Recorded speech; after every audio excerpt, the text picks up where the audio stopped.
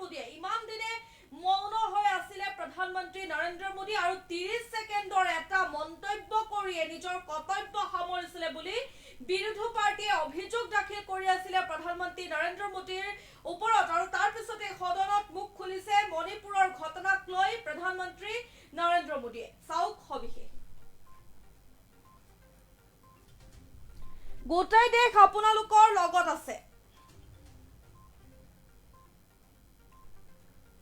উত্তৰ পূৰ্বাঞ্চল আমাৰ হৃদয়ৰ টুকুৰা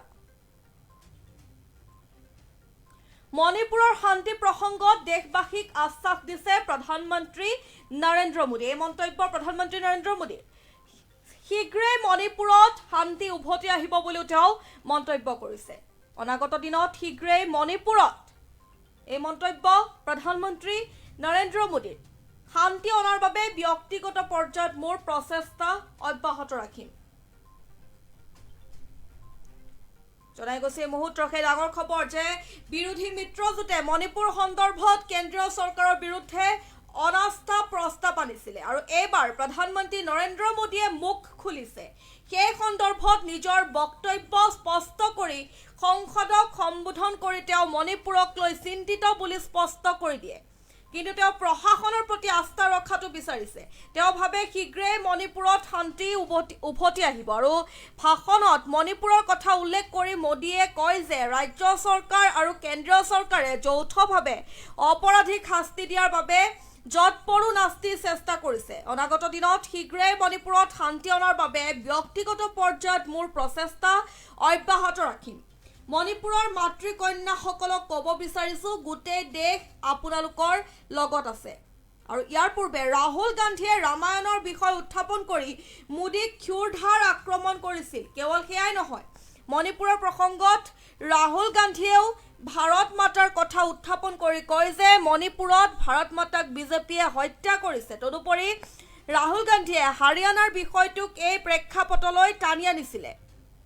তেওঁ অভিযোগ কৰিছিলে যে বিজেপিয়ে কেৱল মণিপুৰৰ দৰে ৰাজ্যখনক বিভাজন কৰিব বিচাৰিছে ইয়াৰ উপৰিও ৰাহুল গান্ধীয়ে কৈছিলে যে বিজেপিয়ে কেৰাচিন ছটিয়াই সমগ্ৰ দেশত জুই জ্বলোৱাৰ চেষ্টা কৰিছে ইয়াৰ প্ৰত্যুত্তৰত মোদীৰ বিৰুদ্ধে উত্থাপিত অভিযোগ সন্দৰ্ভত অমিত শাহেও ভাষণ দি কয় মই সমগ্ৰ দেশক ক'ব বিচাৰো যে সন্মানীয় প্ৰধানমন্ত্ৰীয়ে মোক পুৱা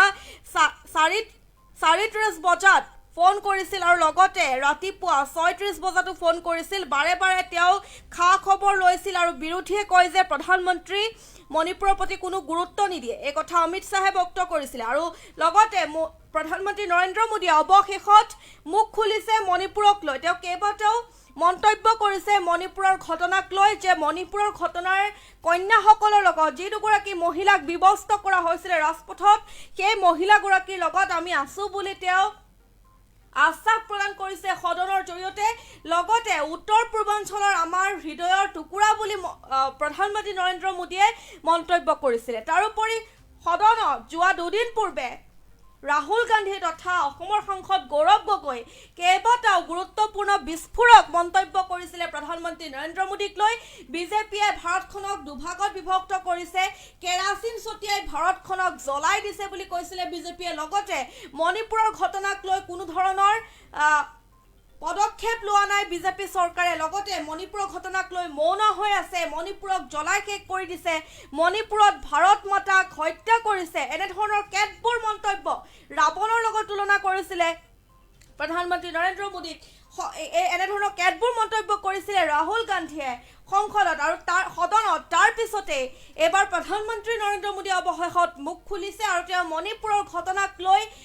কেইবাটাও বিস্ফোৰক মন্তব্য কৰিছে তেওঁ প্ৰত্যুত্তৰ দিছে ৰাহুল গান্ধীক লগতে অমিত শাহেও প্ৰত্যুত্তৰ দিছে ৰাহুল গান্ধীক আৰু প্ৰধানমন্ত্ৰী নৰেন্দ্ৰ মোদীয়ে সকলোকে আশ্বাস দিছে যে মণিপুৰৰ ঘটনাক লৈ আমি চিন্তিত আৰু মণিপুৰক শান্ত কৰোৱাত ব্যক্তিগতভাৱেও তেওঁ প্ৰচেষ্টা চলাব বুলি সদনত তেওঁ পোনপটীয়াকৈ স্পষ্টকৈ মন্তব্য কৰিছে জনাই গৈছে এই মুহূৰ্তৰ সেই খবৰ